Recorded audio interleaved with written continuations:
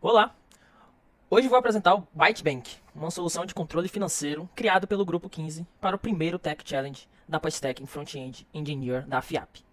Nossa equipe é formada por 5 integrantes. Eu, Júlio Magalhães, fiquei responsável pela gestão de tarefas, suporte técnico e da gravação deste vídeo.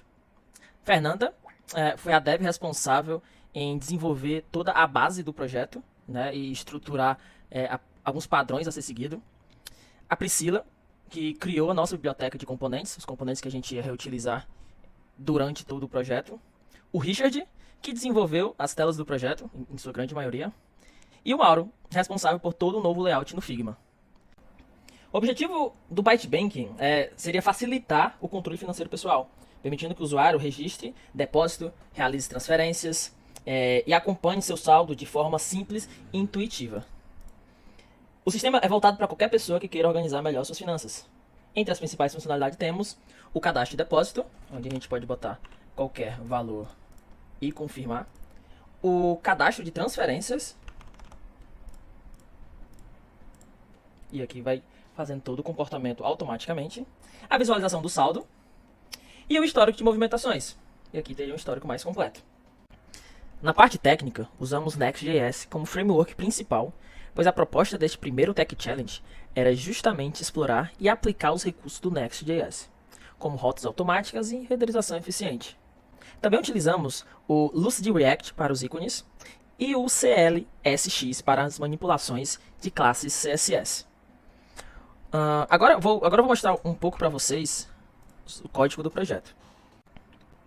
Esse é o arquivo de transações, ele seria o core do projeto, onde as principais funções negociais estariam, certo? Então, dentro desse arquivo aqui a gente tem alguns controles de estados, para fazer algumas manipulações, algumas requisições. Aqui a gente tem nosso cálculo do saldo total, onde ele faz as somatórias dos depósitos e diminui as transferências, isso de maneira automática. A interface utiliza de componentes reutilizáveis que a gente criou, e algumas classes de Tailwind.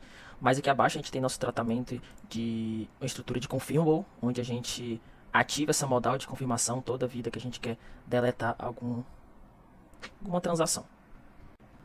Dentre esses componentes reutilizáveis que foram mostrados, seria interessante mostrar alguns para vocês. Dentre eles, nós temos o Transactions Row, que seria o componente que representa cada linha da lista de transações. Ele recebe informações como tipo, a data, valor e algumas funções para editar e excluir. E esse valor ele já está sendo passado formatado. Optamos por utilizar uma espécie de helper para poder facilitar e padronizar isso dentro do projeto. Então a gente criou essa funçãozinha de formato URL justamente para converter o valor numérico para um valor com cifrão. Outro componente interessante seria justamente a nossa modal de edição, que ele seria responsável por exibir a modal para editar os valores armazenados anteriormente. Então esse componente ele é responsável exclusivamente da modal de edição. Então optamos por adicionar algumas mini validações, só para manter um controle dos dados que estão sendo inseridos na plataforma. Utilizamos alguns componentes reutilizáveis da nossa biblioteca de componentes. E agora a gente vai ver um pouco do nosso serviço de transações, que centraliza toda a lógica de manipulação dos dados das transações, como listar, adicionar, atualizar e deletar alguns desses dados.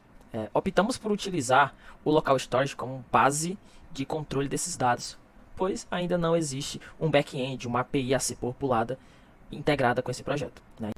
Outro ponto importante agora sobre organização da equipe, optamos por trabalhar utilizando o Trello para podermos controlar melhor nossas tarefas, o que cada um estaria fazendo. Também fizemos algumas reuniões. Fizemos uma reunião no começo do projeto para montar um roadmap de todo o projeto, no que seguia, o que cada um poderia fazer. E tivemos reuniões pontuais, dependendo da necessidade e dificuldade da feature que está sendo desenvolvida. E também trabalhamos com os versionamentos do GitHub. Então temos algumas branches ali, justamente para poder ter um controle melhor ali de cada um que está sendo feito, para justamente questões de conflitos, de merge, essas coisas, a gente ter um controle melhor.